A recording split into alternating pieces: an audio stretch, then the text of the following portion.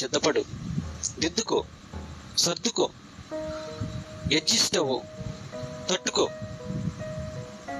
Compromise అవ్వు, కొద్దిగా స్పందించడం నేర్చుకో. యేసయ్య కరుడుగట్టిన మొరటి వ్యక్తి కాదు, కరుడుగట్టిన కషాయ వ్యక్తి కాదు. యేసయ్య అంత కషాయ వ్యక్తి అయితే కలువరి శిలువలో మరియమ్మని, తన తల్లిని, తన కొడుక్కి, తన తమ్ముడిని తన తల్లికి అప్పగించేవాడు కాదు. మొరటోడు కాదు, మొండోడు కాదు నా యేసయ్య. కరుణామయుడు. చెప్పండి, యేసయ్య కరుణామయుడు, యేసయ్య దయామయుడు. యేసయ్య మొరటోడు, మొండోడు ఈ టైప్ ఎక్కడా లేదు.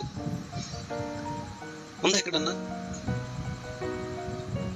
మరి యేసయ్యే అంత అసలు అబ్బా ఎంత ఓర్చుకున్నాడు యేసయ్య. మరణాన్ని ఓర్చుకున్నాడంట. మరణాన్ని ఓర్చుకుంది ఆ ప్రేమ. ఎంత చిన్న చిన్న విషయాలు. ఈ దినాన మరణించే ముందు, నీవు ఈ లోకంలో గతించే ముందు నీకు వచ్చే ఏ ప్రాబ్లం అయినా కానీ నువ్వు చేసుకున్నది కదా, నీ చేతి పనుల ద్వారా వచ్చింది కదా. ఆయన చేసిన పని ద్వారా నీకు నష్టం రాదు. ఆయన చెప్పిన ప్రకారం నువ్వు వెళ్తే నష్టం రాదు.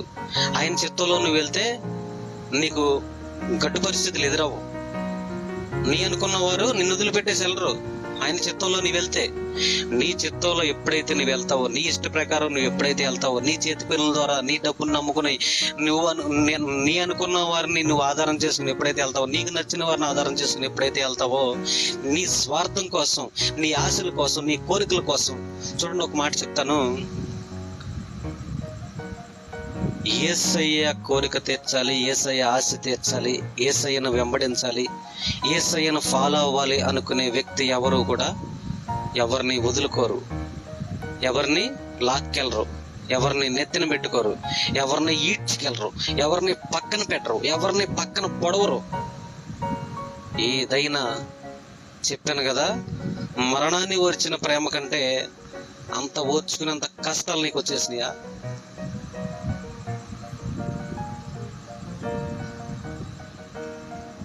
యేసయ్య మరణం కంటే అంత బాధలు వచ్చేసినాయా నీకు? కుటుంబాన్ని వదిలేసేంత బాధలు వచ్చేసినాయా? నా అనుకున్న వారిని వదిలేసేంత బాధలు వచ్చేసినాయా? నమ్ముకున్న వారిని దూరం చేసుకున్నంత బాధలు వచ్చేసినాయా? మన అనుకున్న వారిని మోసం చేసే బాధలు వచ్చేసినాయా?